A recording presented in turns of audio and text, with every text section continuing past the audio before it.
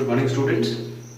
तो last class में हमने stereochemical aspect of nucleophilic substitution reaction पढ़ लिया था और वहां पर जाकर न्यूक्लियोफिलिक सब्स्टिट्यूशन खत्म हो गया था। मतलब जब हम केमिकल प्रॉपर्टीज ऑफ हेलोएल्कीन्स की बात कर रहे थे तो वो केमिकल प्रॉपर्टीज में फर्स्ट रिएक्शन जो था that was nucleophilic substitution reaction, वो वहां हमने खत्म कर दिया।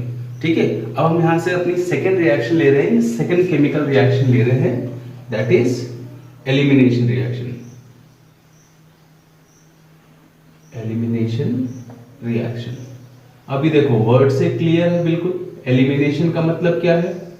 किसी चीज को निकालना। ठीक है, तो यहां पर हम ये बोल रहे हैं कि जब मैं अल्काइल हैलाइड लेता हूं, है ना, मैं RX लेता हूं और इस RX को मैं हीट करता हूं विथ एल्कोहलिक KOH, है ना, पोटेशियम हाइड्रोक्साइड डिसॉल्व्ड इन अल्कोहल। तो अल्कोहलिक KOH के प्रेजेंस में जब हीट करते हैं तो ये जो अल्काइल हैलाइड है, अल्काइल हैलाइड है, ठीक है, ये यहां पर मुझे अनसैचुरेटेड या एल्कीन्स देता है। Unsaturated hydrocarbon which are known as alkenes वो देता है, साथ में KX और H2O बाहर होता है। तो ये एक नॉर्मल सी रिएक्शन हो गई। When an alkyl halide is heated in presence of alcoholic KOH, heated की जगह हम boiling लिख दें तो ज्यादा अच्छा है ना। When an alkyl halide is boiled with alcoholic KOH तो हमको alkenes या unsaturated hydrocarbon मिलते हैं। KX जो है वो बाहर होता है और साथ में वाटर निकलता है। ठीक है, अब इसको अपन समझें कि ये कैसे है। ठीक, एक चीज और बता दूं मैं, this elimination reaction is also known as dehydrohalogenation। इसको हम dehydrohalogenation बोलते हैं, है ना। हाइड्रोजनेशन मतलब हाइड्रोजन ऐड होना, हेलोजिनेशन मतलब हेलोजन ऐड होना, डीहाइड्रोहेलोजिनेशन का मतलब है हाइड्रोजन और हेलोजन का साथ में निकलना। इसलिए ये जो रिएक्शन है एक ऐसी रिएक्शन है जिसमें हाइड्रोजन भी निकल रहा है और हेलोजन भी निकल रहा है, इसलिए हम उसको डीहाइड्रोहेलोजिनेशन बोल रहे हैं। इसको एक और नाम देते हैं that is beta elimination. Beta elimination reaction. ठीक है, बीटा एलिमिनेशन रिएक्शन इसलिए बोला जा रहा है बिकॉज जो हाइड्रोजन यहां से हम रिमूव कर रहे हैं that is removed from a beta carbon, है ना। जो फंक्शनल ग्रुप है, जो हेलोजन है हमारे पास, वो अल्फा कार्बन से निकलेगा और जो हाइड्रोजन है वो बीटा कार्बन से निकलेगा। क्लियर है? अभी इसको समझते हैं एग्जांपल से क्या है ना। सपोज मान लो एक रिएक्शन लेते हैं अपन, ये है हमारे पास,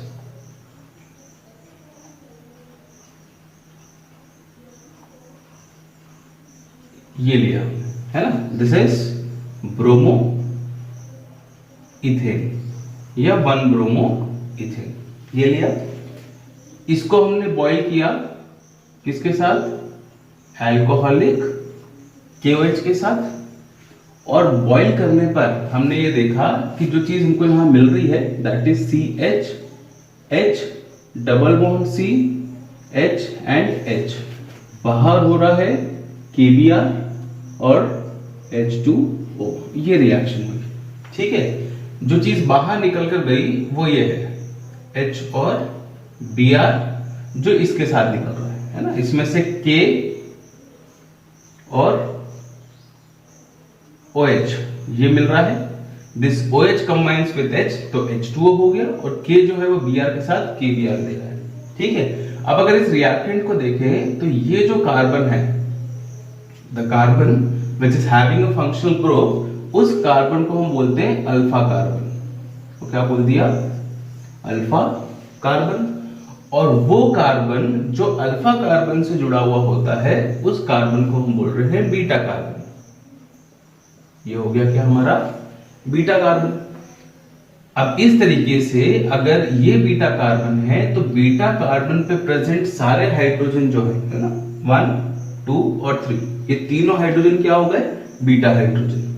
तो यहां जो एलिमिनेशन हो रहा है हाइड्रोजन का that is from beta carbon, जो फंक्शनल ग्रुप का एलिमिनेशन हो रहा है that is from alpha carbon, और ये जो पूरी रिएक्शन है इस हाइड्रोजन के, बीटा हाइड्रोजन के निकलने की वजह से नाम क्या आ रहा है, बीटा एलिमिनेशन रिएक्शन। क्लियर है? तो ये एक एलिमिनेशन रिएक्शन का एक सिंपल सा हमने एग्जांपल देखा। ठीक है, इसको आप और भी तरीके से देख सकते हो, जैसे मैंने ब्रोमो इथेन के साथ किया है, आप 1-क्लोरोप्रोपेन के साथ कर सकते हो। इसको एग्जांपल 1 है, एक और एग्जांपल लेते हैं, CH3 CH2 CH2 और Cl, है ना, ये हो गया 1-क्लोरोप्रोपेन। ठीक है, इस H को चाहे तो अपन अलग अलग लिख लें, यहां पर एक H, यहां पर एक H। तो यहां से ये हो गया हमारा क्या, अल्फा कार्बन, बिकॉज इस कार्बन पे क्या है, फंक्शनल ग्रुप। और ये हो गया हमारे लिए क्या, बीटा कार्बन, और इसके साथ जो हाइड्रोजन हो गए वो बीटा हाइड्रोजन। तो हम यहां से इसको इस तरीके से एलिमिनेट करवा सकते हैं। किसके प्रेजेंस में हो जाएगी रिएक्शन, ये हो गया KOH एल्कोहलिक, और रिएक्शन होकर हमको क्या मिल गया, CH3, है ना। अब यहां से H और यहां से Cl निकल रहा है। देखो जब हम ये रिएक्शन कर रहे थे तो ये OH नेगेटिव था, मतलब मुझे H क्या चाहिए, पॉजिटिव। तो यहां जो 2 इलेक्ट्रॉन थे, है ना, वो अगर H लेकर चला जाएगा तो H पर नेगेटिव आ जाएगा, इसलिए उसने उसको वहीं छोड़ दिया और ये यहां शिफ्ट होकर डबल बॉन्ड बना रहा है। K प्लस के साथ Br क्या चाहिए, माइनस में, तो यहां जो 2 इलेक्ट्रॉन थे वो Br लेकर जा रहा है। क्लियर है? तो वो जो 2 इलेक्ट्रॉन यहां शिफ्ट हुए वो डबल बॉन्ड दे रहे हैं। Br यहां से इलेक्ट्रॉन लेकर नेगेटिव, K प्लस के साथ जुड़कर KBr, और H जो है वो इलेक्ट्रॉन छोड़कर पॉजिटिव, इसलिए OH के साथ जुड़कर H2। क्लियर? सेम यहां पर भी कि यहाँ के जो 2 इलेक्ट्रॉन होंगे यहाँ के, वो यहाँ शिफ्ट हो जाएंगे, और यहाँ के जो 2 इलेक्ट्रॉन है वो Cl के साथ चले जाएंगे। तो जो डबल बॉन्ड है वो यहाँ मिलेगा, CH3 C, इसके साथ एक H था ऊपर वाला, यहाँ डबल बॉन्ड आ गया, और CH2। ठीक है, तो ये जो बना है, ठीक है, ये हमारा अनसैचुरेटेड सिस्टम हो गया, या विनाइलिक सिस्टम बोलते हैं, बिकॉज वो कार्बन जिनके बीच में डबल बॉन्ड होता है उसको हम बोलते हैं विनाइलिक कार्बन। क्लियर है? तो ये हमारा विनाइलिक सिस्टम है, या फिर अनसैचुरेटेड सिस्टम। अनसैचुरेटेड सिस्टम क्यों बोल रहे हैं, because it contains multiple bond या डबल बॉन्ड।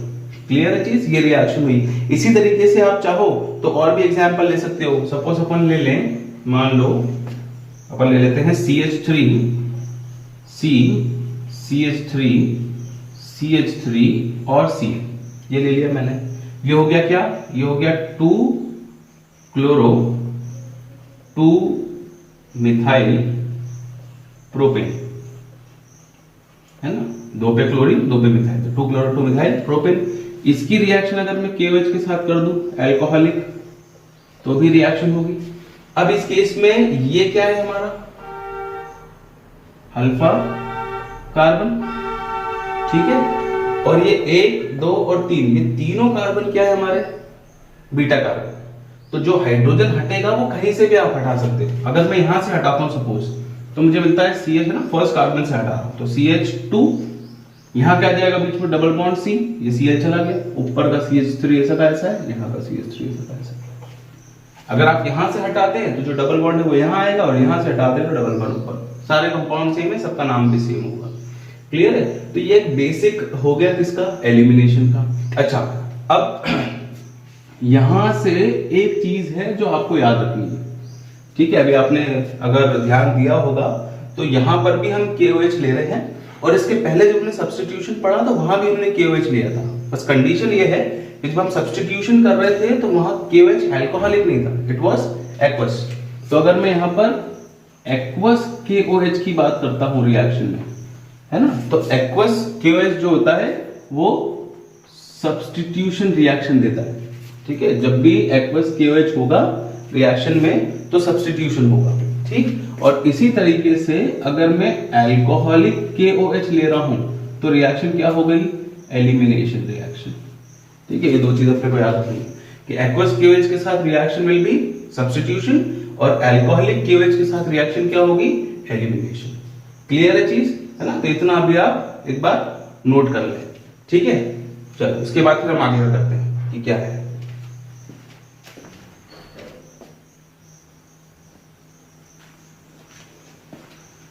चलिए है ना। तो हमने एलिमिनेशन देख लिया, उसके कुछ एग्जांपल्स देखे। अब कुछ अल्काइल हैलाइड ऐसे भी हैं जिसके अंदर एक से ज्यादा टाइप का एलिमिनेशन हो सकता है, ठीक है। तो ऐसे अल्काइल हैलाइड्स जिसमें एक से ज्यादा टाइप का एलिमिनेशन हो रहा है, वहां पर प्रोडक्ट भी एक से ज्यादा टाइप के बनेंगे।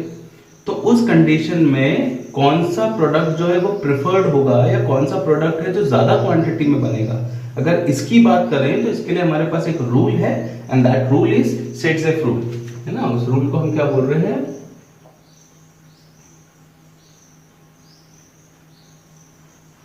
सेट-ज़ेफ रूल।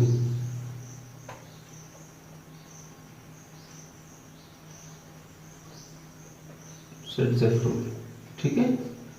ठीक, इस रूल को पहले समझें कि क्या है। सपोज मान लो एक रिएक्टेंट लेते हैं अपन, CH3 CH2 Cl और CH3, ये लिया है ना। दिस इज 2 क्लोरोब्यूटेन, है ना, 2 क्लोरोब्यूटेन। अब अगर मैं इसकी रिएक्शन अल्कोहलिक KOH से कराने की बात करता हूं, सपोज, ठीक है, इसकी रिएक्शन हम अल्कोहलिक KOH के साथ कराते हैं, तो इस कंडीशन में ये वाला जो कार्बन है जिसपे फंक्शनल ग्रुप है वो तो अल्फा कार्बन हो गया, जहां से क्लोरीन का एलिमिनेशन होगा नेगेटिव के साथ इलेक्ट्रॉन लेकर। लेकिन इस कार्बन से जुड़े हुए जो दोनों साइड के कार्बन है, ये वाला कार्बन भी बीटा कार्बन है ना। कार्बन जो एडजेसेंट होता है, जो पास में होता है अल्फा कार्बन की, उसको हम बीटा कार्बन बोलते हैं। तो यहां पर भी एक बीटा कार्बन है और यहां पर भी क्या है, एक बीटा कार्बन है। क्लियर है। तो इस कंडीशन में जो बीटा एलिमिनेशन या डीहाइड्रोहेलोजिनेशन या सिंपल एलिमिनेशन रिएक्शन हम करने की बात कर रहे हैं, वो दोनों तरह से पॉसिबल है। वो इस कार्बन और इस कार्बन के बीच में भी हो सकती है और इन दोनों के बीच में भी हो सकती है। ठीक, अगर हम इन दोनों के बीच कराते हैं तो हमको कंपाउंड क्या मिल रहा है, CH3 CH2 CH ऊपर वाला और डबल बॉन्ड CH2, ये मिला। अगर यहां से एलिमिनेशन इस Cl के साथ होता है तो प्रोडक्ट आ गया क्या, CH3 CH double bond CH single bond CH3, ठीक है। ये हो गया 1 ब्यूटीन, ठीक है, ये सिंपल ब्यूटीन, और वो हो गया ब्यूट-2इन, ये ब्यूट-1इन और वो ब्यूट-2इन। अब इस कंडीशन में अगर हम देखें तो सेट-ज़ेफ रूल क्या बोल रहा है कि रिएक्शन में प्रोडक्ट तो दोनों बन रहे हैं, दोनों तरीके से एलिमिनेशन पॉसिबल है, तो होगा तो दोनों ही, लेकिन एक प्रोडक्ट ऐसा होगा जो प्रिफर्ड होगा, जो ज्यादा क्वांटिटी में बनेगा, और दूसरा ऐसा है जो कम क्वांटिटी में बनेगा। तो यहां जो प्रिफर्ड प्रोडक्ट है वो ये हो गया, 80% ये प्रोडक्ट बनेगा, 20% ये प्रोडक्ट बन रहा है, ठीक है। अब कैसे हमने प्रिफर्ड प्रोडक्ट बोल दिया, तो सेट-ज़ेफ रूल बोलता है कि अगर एक से ज्यादा एलिमिनेशन हो सकते हैं, if more than one type of elimination is possible, तो वो प्रोडक्ट प्रिफर्ड होगा, that product will be preferred जिसके अंदर ज्यादा अल्काइलेशन हो, है ना। जो अनसैचुरेटेड सिस्टम है उसके साथ ज्यादा अल्काइल ग्रुप जुड़े हुए होंगे, वो प्रिफर्ड होगा। इसको समझे। इस कंडीशन में ये जो है, ठीक है, ये क्या है हमारा अनसैचुरेटेड सिस्टम, ठीक है। और इस वाले रिएक्शन में ये क्या हो गया, अनसैचुरेटेड सिस्टम, है ना। अभी ये गोला जो मैंने बनाया है, इसको देखने के बाद ही बहुत लोगों को समझ में आ गया होगा प्रिफर्ड। जिनको नहीं आ रहा है, ये अनसैचुरेटेड है। उसके बाद ये जो बच गया, ये पूरा एक क्या है, अल्काइल ग्रुप R, जिसको आप साथ में C2H5 लिख सकते हो, इथाइल ग्रुप, ठीक है। यहां देखें तो ये एक R ग्रुप है, that is methyl group CH3, और ये एक R ग्रुप है। तो जो मैक्सिमम अल्काइलेशन है वो यहां पर है, जहां 2 R ग्रुप थे, इसीलिए ये क्या हुआ, प्रिफर्ड हो गया, और ये क्या हुआ, थोड़ा कम बन रहा है। ये होता है सेट-ज़ेफ रूल, जहां पर एक से ज्यादा टाइप के अल्काइलेशन पॉसिबल है, सॉरी एलिमिनेशन पॉसिबल है, वहां पर वो प्रोडक्ट प्रिफर्ड होगा जहां पर साइड चेन या अल्काइलेशन जो है अनसैचुरेटेड सिस्टम के साथ वो ज्यादा हो। क्लियर है चीज। तो ये हमने सेट-ज़ेफ रूल की बात की। अब यहां से हम दो चीजें निकालते हैं।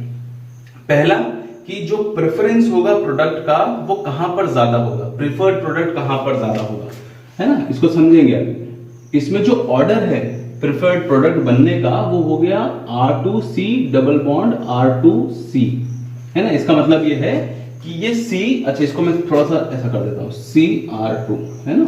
तो ये जो C डबल बॉन्ड C है ये अनसैचुरेटेड है। अगर दो अल्काइल ग्रुप इधर और दो अल्काइल ग्रुप इधर आ सकते हैं प्रोडक्ट साइड में, तो ये सबसे जल्दी बनता होगा। ऐसा रिएक्टेंट मैं अगर यहां ले लूं जिससे ये प्रोडक्ट निकल कर आता हो, तो ये प्रोडक्ट प्रेफर्ड प्रोडक्ट में आएगा। ठीक है, इसी तरीके से सेकंड हो जाएगा R2C डबल बॉन्ड CHR, जहां एक R आ जाए। फिर थर्ड में क्या आ गया, R2C डबल बॉन्ड CH2, दोनों R हट गए एक तरफ से। और जो लास्ट बचा वो यहां नीचे लिख रहा हूं मैं, RCH डबल बॉन्ड CH2। ये प्रेफरेंस का ऑर्डर हो गया। जहां पर 4 R ग्रुप वो सबसे जल्दी बनता होगा, जहां 3 R वो उससे कम, जहां 2 R वो उससे कम, और जहां 1 R वो उससे कम। क्लियर है चीज, है ना। तो ये तो हमने बात कर ली पहली। दूसरी हम बात कर रहे हैं अल्काइल हैलाइड की, कि कौन से टाइप का अल्काइल हैलाइड लूं तो एलिमिनेशन जल्दी हो जाए, है ना, या प्रेफर्ड हो जाए। तो उस केस में 3 डिग्री सबसे पहले होता है, फिर 2 डिग्री और फिर 1 डिग्री।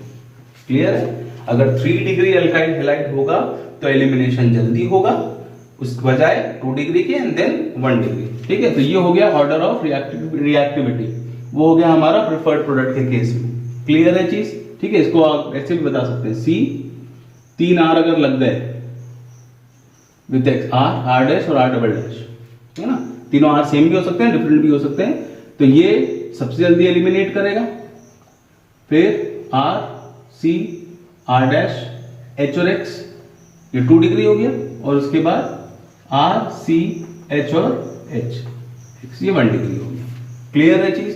तो इस कंडीशन में सबसे जल्दी X बाहर निकलेगा, इस कंडीशन में X थोड़ा लेट निकलेगा, इसमें थोड़ा और लेट निकलेगा एलिमिनेशन। और रीजन वही है जो 11th में हमने पढ़ा है, due two plus I effect. जो R ग्रुप जुड़ जाते हैं, इलेक्ट्रॉन देने की टेंडेंसी जो है वो बढ़ जाती है, इंडक्टिव इफेक्ट बढ़ता है, X जल्दी है निकल जाएगा बाहर। ठीक है, ये हम बाद में कभी देखेंगे आगे, 11th की क्लासेस आएंगी तो आप वहां क्लियर कर सकते हैं इंडक्टिव इफेक्ट वगैरह जो भी रहेगा। ये क्लियर हो गई चीज। चलिए, तो ये हमने सेट्जेफ रूल की बात कर ली और ऑर्डर की बात कर ली। ठीक है, इसको मैं आपको एग्जांपल से भी बता सकता हूं। अगर अपन रिएक्शन करना चाहें तो अपन उससे भी करके देख सकते हैं, आप देखोगे एनसीईआरटी वगैरह में दिया होगा। ठीक है, तो ये हमने सेट्जेफ रूल की बात की कि किस प्रोडक्ट को हम प्रेफर्ड माने और किस प्रोडक्ट को हम प्रेफर्ड ना माने। जहां पर अल्काइल ग्रुप्स ज्यादा लगे हुए होंगे वो प्रेफर्ड प्रोडक्ट हो गया, और जहां पर अल्काइल ग्रुप कम लगे होंगे वो प्रेफर्ड प्रोडक्ट नहीं होगा। क्लियर है। तो ये हुई हमारी एक रिएक्शन सेकंड वाली। फर्स्ट हमने पढ़ा था क्या, न्यूक्लियोफिलिक सब्स्टिट्यूशन SN1 SN2 वाला। दूसरा भी हमने पढ़ लिया क्या, एलिमिनेशन। उसके अंदर हमने बीटा एलिमिनेशन की बात कर ली, उसी को डीहाइड्रोहेलोजिनेशन क्यों बोल रहे हैं वो देख लिया, बीटा एलिमिनेशन क्यों बोल रहे हैं वो देख लिया। क्लियर है। कौन सा प्रिफर्ड होगा अगर मल्टीपल एलिमिनेशन पॉसिबल है तो वो देख लिया, और ऑर्डर्स की बात कर ली रिएक्टिविटी की। क्लियर है चीज। हाँ, 2 चीज हमने यहां पर ये भी देखी कि अगर एक्वस KOH हम यूज करते हैं तो रिएक्शन में प्रोडक्ट क्या बनता होगा, और अगर अल्कोहलिक KOH यूज करते हैं तो प्रोडक्ट में क्या बनता होगा। क्लियर है चीज। चलिए, इसको नोट कर लें आप, मैं नीचे सेट्जेफ रूल भी लिख देता हूं, वो भी आप लिख लीजिएगा। ठीक है, तब तक आप ऊपर का नोट करें।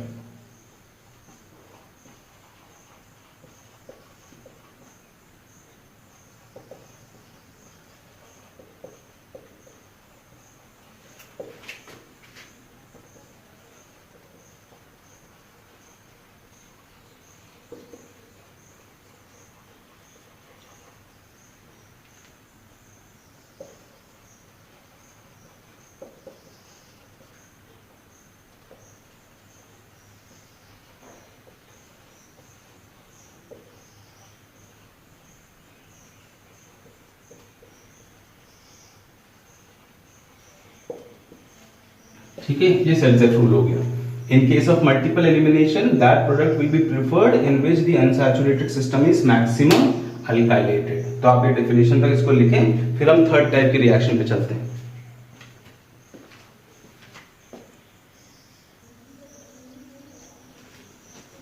चलिए, तो 2 टाइप की रिएक्शन हमने यहां पर पढ़ ली जो सबसे इंपॉर्टेंट थी, है ना। एक न्यूक्लियोफिलिक सब्स्टिट्यूशन, उसके बाद एक एलिमिनेशन, ये इंपॉर्टेंट था हमारे लिए। अब यहां से 3 टाइप के रिएक्शंस और बचती हैं केमिकल प्रॉपर्टीज में। थर्ड मैंने यहां लिख दिया है रिएक्शन विद एक्टिव मेटल्स, है ना। एक्टिव मेटल्स वो मेटल्स हो गए जो बहुत जल्दी रिएक्ट कर सकते हैं। तो हमने लिखा कि active metals like sodium, magnesium, cadmium, lithium, etc. readily combines with RX. RX is alkyl halide. So readily combine with alkyl halide to form compounds containing carbon metal bond which is called as organometallic compounds. तो active metals जो है वो RX के साथ react कर ऐसे compound बना लेते हैं जिन कंपाउंड में जो बॉन्ड होता है वो बिटवीन कार्बन और मेटल आ जाता है। उस टाइप के कंपाउंड को हम बोल देते हैं ऑर्गेनोमेटेलिक कंपाउंड्स। जब हम चैप्टर नंबर 9 कोऑर्डिनेशन कंपाउंड्स पढ़ेंगे तो वहां चैप्टर का जो सेकंड पार्ट होगा that will be organometallic compound, तो वहां थोड़ा और डिटेल में इसको देखेंगे। और जो बन रहा है दैट इज, और जो बॉन्ड बन रहा है that is carbon metal bond, ठीक है। अब यहां पर दो रिएक्शन हमारे लिए इंपॉर्टेंट है सिलेबस के हिसाब से। पहला है रिएक्शन विथ सोडियम, है ना, अल्काइल हैलाइड की सोडियम के साथ रिएक्शन। जैसे हमने पीछे पढ़ा, जो प्रिपरेशन पढ़ रहे थे तो वहां कुछ नेम रिएक्शंस वगैरह आई थी, वैसे ही यहां पर भी जब हम सोडियम से रिएक्ट कर रहे हैं तो ये एक नेम रिएक्शन के अंदर आती है। इसको हम बोलते हैं Wurtz reaction, WURTZ, Wurtz reaction, ठीक है। अब इस रिएक्शन में जो अल्काइल हैलाइड होता है RX जो होता है उसके दो मॉलिक्यूल लेकर आप दो सोडियम से रिएक्ट करवा देते हैं। तो दो मॉलिक्यूल के जो दोनों R हैं वो आपस में जुड़ गए, एल्केन बन गया, और जो दो Na हैं वो दो X को लेकर 2NaX बनाते हैं, ठीक है। ऐसे ना बता, ये रिएक्शन जो है ये ईथर के प्रेजेंस में होती है, ड्राई ईथर, ठीक है। ड्राई ईथर मतलब विदाउट वाटर, ठीक। अब अगर मैं वाटर इसलिए बिकॉज अगर पानी होगा तो सोडियम से रिएक्ट करके सोडियम हाइड्रोक्साइड बना देगा, इसलिए ड्राई ईथर चाहिए हमको। इस रिएक्शन को आप ऐसे भी लिख सकते हैं RX plus 2Na plus RX। तो यहां से ये X 2Na और ये वाला X बाहर हो गए, R और R आपस में जुड़ गया और 2NaX हमको मिल गया, है ना। रिएक्शन वही है इन प्रेजेंस ऑफ ड्राई ईथर। अब आपके ऊपर है आप इसको कैसा लिखना चाहें, ठीक है। अब यहां इंपॉर्टेंट ये है कि जो वुड्स रिएक्शन होती है that is used for preparing symmetrical alkanes, है ना। यहां पर बन रही है used to prepare symmetrical alkanes. Symmetrical alkanes का मतलब है कि आप सेम टाइप के अल्काइल ग्रुप्स लेकर जोड़ते हैं। जैसे RX और RX मैंने लिए दो मॉलिक्यूल, तो दोनों में R शुड बी सेम, है ना। ऐसा नहीं कर सकते कि एक तरफ मिथाइल क्लोराइड एक तरफ इथाइल क्लोराइड ले लें, मिथाइल मिथाइल लेंगे तो हमको इथेन यहाँ पर मिल जाएगा। सिमेट्रिकल एल्केन्स तो बन ही रहे, साथ में चेन ग्रोथ करने के लिए भी हमारे लिए इजी है। अगर मुझे छोटे अल्काइल हैलाइड से बड़े एल्केन्स में जाना है तो मैं दो R को जोड़कर बना सकता हूँ यहाँ पर बड़ा मॉलिक्यूल, क्लियर है। तो इस तरीके से ये हुई वुड्स रिएक्शन। जो सेकेंड रिएक्शन है that is reaction with magnesium, reaction with magnesium, ठीक है। जैसे यहां पर हमने वुड्स रिएक्शन बोला, नेम रिएक्शन में यहां जो कंपाउंड बनता है उसका नाम भी साइंटिस्ट के नाम पर है, that is called Grignard reagent. Grignard is the name for scientist, Grignard reagent जिसने बनाया था, ठीक है।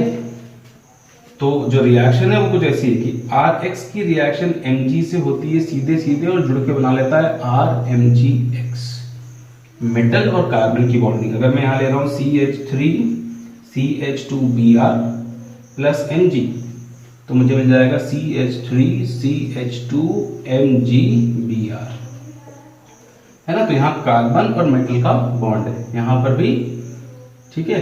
एक्टिव मेटल्स में कार्बन मेटल का बॉन्ड बनता है, तो ये हो गया RMgX, क्लियर है चीज। ये दो रिएक्शन हमारे लिए इंपॉर्टेंट थी, एक रिएक्शन विथ मैग्नीशियम और एक रिएक्शन विथ सोडियम। तो ये रिएक्शन विथ एक्टिव मेटल्स के अंदर आ गया, है ना, सिंपल है ये। फोर्थ टाइप की जो रिएक्शन है that is reduction reactions. Reduction reactions, reduction reactions वो रिएक्शन हो गई जिसमें आप अल्काइल हैलाइड को रिड्यूस कर देते हैं। रिड्यूस किस में? उसके करस्पॉन्डिंग एल्केन्स में। अल्काइल रिडक्शन रिएक्शन में हम बोल रहे हैं RX are reduced to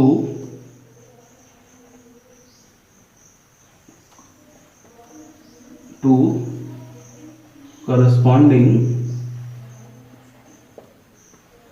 alkenes, है ना, RX are reduced to corresponding alkanes under suitable reducing agents। कुछ रिड्यूसिंग एजेंट को यूज करके आप उसके करस्पॉन्डिंग अल्केन्स में कन्वर्ट कर सकते। करस्पॉन्डिंग मतलब कि जो प्राइमरी मेंबर मेरे पास RX में प्रेजेंट है वही वाला उधर कन्वर्ट। अगर मैं इधर सपोज इथाइल क्लोराइड ले रहा हूं तो वहां इथेन मिल जाएगा, यहाँ अगर मैं मिथाइल आयोडाइड ले रहा हूं तो वहां मिथेन मिल जाएगा। तो जो यहाँ पर अल्काइल हैलाइड होगा उसी का आपको एल्केन्स मिलेगा। अब इस रिडक्शन रिएक्शन में हम रिडक्शन को बेसिकली 3 कैटेगरीज में डिवाइड कर रहे हैं depending on the reducing agent जो हम ले रहे हैं। क्लियर है चीज, है ना। तो यहाँ पर जो हम पहला रिड्यूसिंग एजेंट ले रहे हैं that is metal which is used as catalyst. तो हम बोल रहे हैं पहला है with H2 in presence of metal catalyst. ठीक है, तो सपोज मान लो मैंने ले लिया CH3CH2Br प्लस मैंने ले लिया हाइड्रोजन H2। ये रिएक्शन मैं करा रहा हूं सपोज निकल के प्रेजेंस में, वेयर निकल इज एक्टिंग एज कैटलिस्ट। तो इस कंडीशन में एक H जो है वो यहां आ जाएगा, तो मुझे मिलेगा CH3CH3 वापस, और एक HBr को लेकर HBr। क्लियर है चीज। यहां था मेरे पास इथाइल ब्रोमाइड, है ना, और यहां बन गया इथेन। तो ये करस्पॉन्डिंग इस तरीके से। तो पहला जो रिडक्शन आप कर सकते हो that is with hydrogen in presence of metal catalyst. दूसरा कर सकते हैं by zinc copper couple and ethyl alcohol. ये एज रिड्यूसिंग एजेंट हम यूज कर रहे हैं। ठीक है, तो मैंने लिया मान लो CH3CH2Br नेसेंट हाइड्रोजन के साथ ऐसे 2H के साथ मैंने रिएक्शन कर दी। ये रिएक्शन हो गई जिंक कॉपर कपल, है ना, इसको ऐसा नाम लिखते हुए ऐसा करते हैं जिंक कॉपर कपल, और साथ में C2H5OH इथाइल अल्कोहल। जो इथाइल अल्कोहल हम यहाँ ले रहे हैं दैट शुड बी 95%। ठीक, अब इसमें भी सेम है, एक H जो है वो यहाँ आके क्या दे देगा CH3 बॉन्ड CH3 बाहर हो गया क्या HBr। तो ये सेकंड हुई। पहले में रिड्यूसिंग एजेंट था metal which is used as catalyst, दूसरे में रिड्यूसिंग एजेंट हो गया क्या जिंक कॉपर का कपल और इथाइल अल्कोहल। तीसरा हम ले रहे हैं third by hydroiodic acid in presence of red phosphorus. ठीक है, ये भी कैटलिस्ट हो गया। रिएक्शन हाइड्रोआयोडिक एसिड से हो गई, कैटलिस्ट हो गया रेड फॉस्फोरस। तो CH3CH2I प्लस मान लो HI, है ना, ये रिएक्शन हो रही है रेड फॉस्फोरस के प्रेजेंट में। फॉस्फोरस के बहुत सारे इलेक्ट्रॉन्स होते हैं, आगे पढ़ेंगे, है ना, रेड फॉस्फोरस व्हाइट फॉस्फोरस उसमें। अब इस रिएक्शन में I और I बाहर, H इधर, तो CH3CH3 प्लस में हो गया I2। ठीक है, तो ये कुछ रिएक्शंस हो गई रिडक्शन के अंदर। ठीक है, अपने को रिड्यूसिंग एजेंट्स याद रखने कि अगर कोई रिएक्शन इनके प्रेजेंस में पूछी जाती है XY करके आइडेंटिफाई के लिए, तो आप समझ जाए कि इससे रिडक्शन होता है और करस्पॉन्डिंग एल्केन्स अपने को मिलते हैं। इसके अलावा और भी होते हैं, है ना, नोट में अपन देख लें कि और रिड्यूसिंग एजेंट्स में हम क्या यूज कर सकते हैं। तो जिंक विथ HCl भी यूज होता है, SN विथ HCl भी यूज हो सकता है। इसके अलावा स्ट्रॉन्ग रिड्यूसिंग एजेंट में जैसे NaBH4 सोडियम बोरोहाइड्राइड हो गया, ठीक है, या फिर LiAlH4 लिथियम एल्यूमिनियम हाइड्राइड हो गया। तो they can also be used as reducing agents. ये हुई हमारी फोर्थ टाइप की रिएक्शन। थर्ड की रिएक्शन विद एक्टिव मेटल्स और फोर्थ हो गई रिडक्शन रिएक्शन। एक और बचती है दैट इज रीअरेंजमेंट रिएक्शन। तो छोटा सा टॉपिक रहेगा वो, तो ये हमारा पूरा खत्म हो जाएगा केमिकल प्रॉपर्टीज ऑफ एल्केन्स, है ना। तो अभी आप ये नोट कर लेते हैं, कर लो, फिर उसके बाद में लास्ट की जो बची है रीअरेंजमेंट वो मैं आपको बता देता हूं।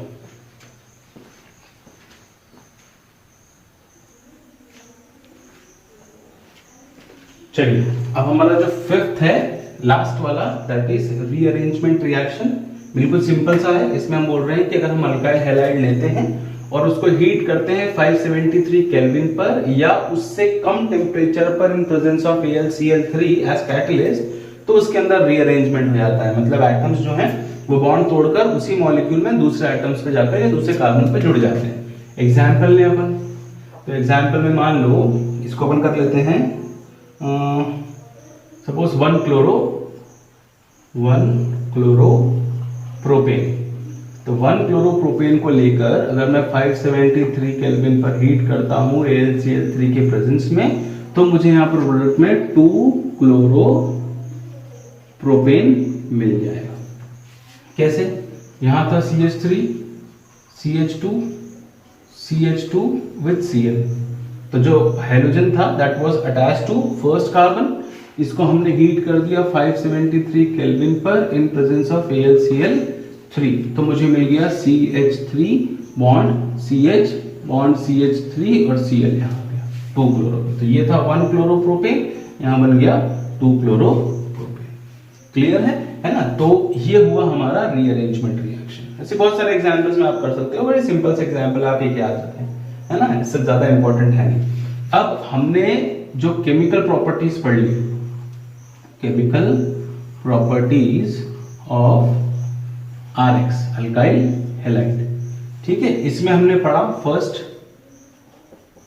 न्यूक्लियोफिलिक सब्स्टिट्यूशन, जो सबसे ज्यादा इंपॉर्टेंट है, सबसे ज्यादा क्वेश्चन हम यहीं से आने का सोच सकते हैं। तो न्यूक्लियोफिलिक सब्स्टिट्यूशन में एक तो हो गया रिएक्शन क्या होती है वो हमने पढ़ा, उसके बाद रिएक्शन विथ वेरियस एग्जाम्पल्स, अलग अलग एग्जाम्पल्स का, जैसे मैंने अमीनो ग्रुप से रिप्लेस करके दिखाया था आपको, है ना, हाइड्रोक्सिल ग्रुप से किया था, साइनाइड ग्रुप से कर सकते हैं, आइसोसाइनाइड का फॉर्मेशन कर सकते हैं, क्लियर है, थायो ग्रुप से कर सकते हैं। तो ये सारी चीजें आपको वहां करके देखनी है।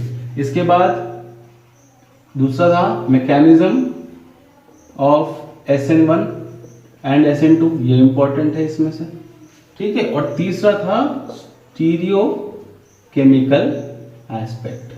इसमें अपने को ये याद रखना है कि SN1 रिएक्शन जो है वो और SN2 रिएक्शन जो है उनमें से इन्वर्जन किस में है, रिटेंशन किस में है, रेजिमाइजेशन किस में है, वो सब कुछ, ठीक है। दूसरा हमने पढ़ा एलिमिनेशन रिएक्शन, ठीक है। एलिमिनेशन रिएक्शन में अपने को क्या याद रखना है? एलिमिनेशन रिएक्शन में पहला तो हो गया रिएक्शन विथ एग्जाम्पल, ठीक है। कौन कौन से एग्जाम्पल से हम या कौन कौन से रिएक्शन एग्जाम्पल से हम इसको समझा सकते हैं। दूसरा सेट-सेफ रूल कैसे करेंगे, प्रीफर्ड प्रोडक्ट वगैरह कैसे निकालेंगे। तीसरा रिएक्टिविटी ऑर्डर, ठीक है, कहां पर कौन सी ज्यादा होगी, हमने पढ़ा था 3 degree is greater than 2 degree which is greater than 1 degree, या फिर जो हमने R2C डबल बॉन्ड R2 वाला देखा था वो सारा, ठीक है। थर्ड हमने देखा रिएक्शन विथ मेटल्स, ठीक है। इसमें दो चीजें, एक वुड्स रिएक्शन है ना, वुड्स रिएक्शन किससे हुई थी, विथ सोडियम, और दूसरा फॉर्मेशन ऑफ ग्रिग्नार्ड रिएजेंट,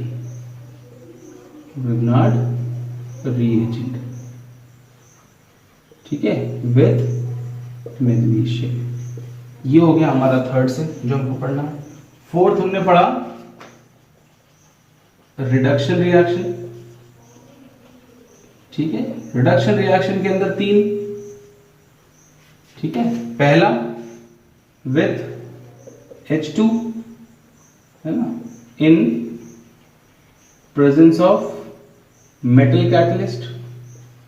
ऐसे अगर आप याद कर लेंगे तो आपको चीजें इजी हो जाएंगी थोड़ा सा कि क्या क्या चीजें हैं, है ना। तो बाकी फिर दिमाग में रहता है कि हमको क्या लिखना है। With H2 in presence of metal catalyst, उसके बाद बाय क्या था, zinc copper couple and C2H5 ethyl alcohol OH, कितना 95%। तीसरा क्या था, बाय क्या देखा था अपन ने, तीसरा क्या था अपने तीसरा, H2 था एक, तो एक जिंक और कॉपर का था, वो तीसरा हाँ hydroiodic acid, by HI in presence of red phosphorus.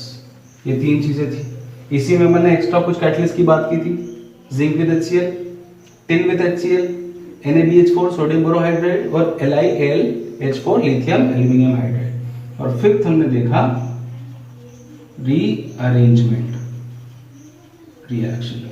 ठीक है, तो रीअरेंजमेंट बहुत ज्यादा इंपॉर्टेंट है नहीं, आप इसका सिर्फ एक एग्जांपल यहाँ लिखा हुआ है वो याद रखें। कंडीशन याद रखना कि 573 केल्विन और AlCl3 अगर अपने को दिया हुआ है रिएक्शन में, आइडेंटिफिकेशन में XY में, तो अपन देख लें कि भैया रीअरेंज करना है अपने को। क्लियर है चीज?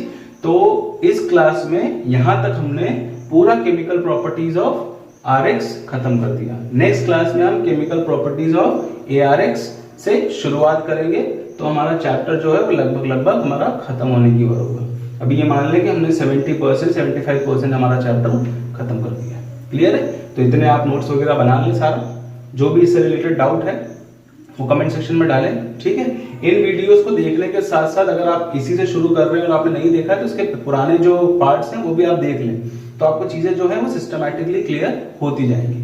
ठीक है, बाकी आपके जो भी डाउट्स होते हैं वो मैं कमेंट सेक्शन में आपको आंसर दे दूंगा उसके, अगर कुछ ऐसा होता है तो। जो पर्सनली मुझे जानते हैं वो मेरे व्हाट्सएप पे मेरे को भेज दें क्वेश्चन लिखकर, मैं आपको उसके आंसर वहां भी दे दूंगा, नॉट एन इशू।